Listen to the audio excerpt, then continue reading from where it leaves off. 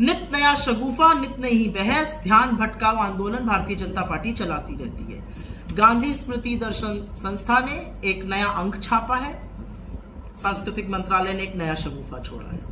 उस अंक, स्पेशल अंक की कवर जो है वो सावरकर जी है। 13 लेख सावरकर जी पर लिखे गए, 1 लेख महात्मा गांधी पर लिखा गया है। अरे इतनी ही सावरकर जी की जय जय करनी थी तो ऑर्गेनाइजर और पंचजन्य जो आपके पब्लिकेशन है नागपुर से छपते, उसमें छपवाते, क्यों गांधी से मान्यता चाहिए? लेकिन गांधी को सांस्कृतिक मंत्रालय का यह कहना कि उनका कंट्रीब्यूशन और सावरकर का कंट्रीब्यूशन फ्रीडम स्ट्रगल में एक बराबर है, यह बात गले के नीचे नहीं उतरेगी और इसके खिलाफ बोला जाएगा। सावरकर जी कौन थे?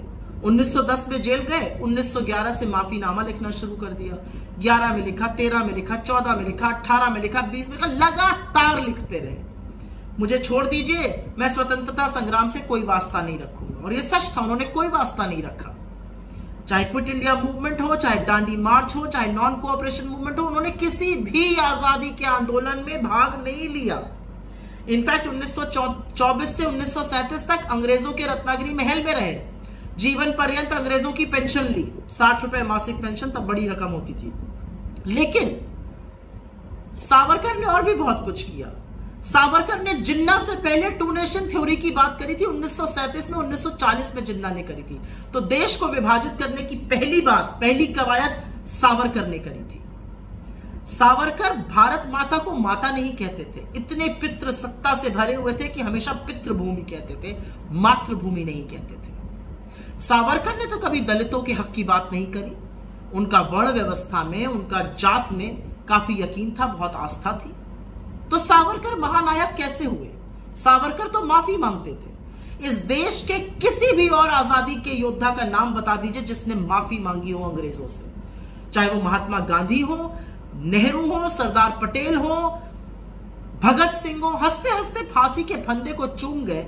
9 साल पंडित नेहरू ने जेल में बिताया, लेकिन माफी नहीं मांगी। जेल में उन्होंने डिस्कवरी ऑफ इंडिया लिखी और सावरकर जी ने माफीनामे लिखे। ये अंतर है। और आज आप सावरकर जी को गांधी जी के समकक्ष खड़ा कर देते हैं। गांधी जी क्या है?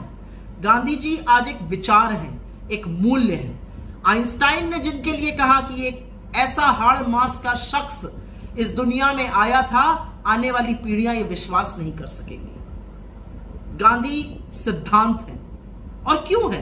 वो आजादी के महानायक भर नहीं है। उनकी एक आवाज पे पूरा देश एकजुट होकर अंग्रेजी और ब्रिटिश हुकूमत के खिलाफ नहीं लड़ने लगता था। बिना शस्त्र उठाए उन्होंने अंग्रेजों को सिर्फ घुटने भर नहीं टेकवाए थे, उन्होंने समाज को सुधारने की कवायद करी थी।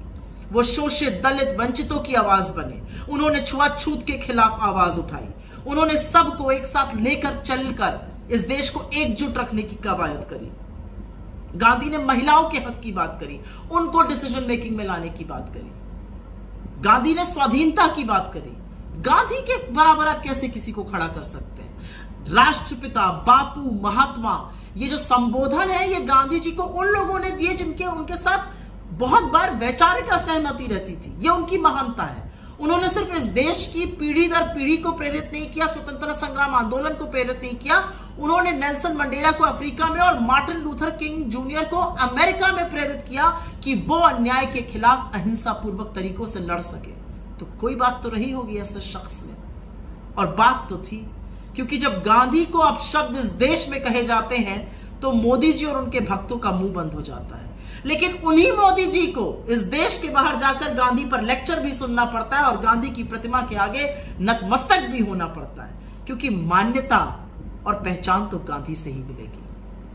महात्मा गांधी को समझने के लिए उनके मूल्यों को, सिद्धांतों को, पर सबसे ज्यादा सत्य की ताकत को समझना पड़ेगा। और सत्य की उस ताकत ने कभी माफी नहीं मांगी। एक बात और क्लियर कर दूं, यहां पे बार बार कहा गया कि इंदिरा जी ने उनको वीर की उपाधि दी थी। इंदिरा जी की हत्या के बाद बहुत सारे ऐसे तथ्य सामने आए जिसमें पता चला कि मुखबिरी, माफीनामा, बार बार माफीनामा सावरकर जी ने लिखा था।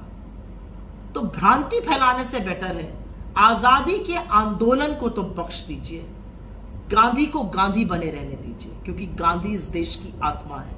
यह देश पहले भी महात्मा का था और आगे भी महात्मा का रहेगा।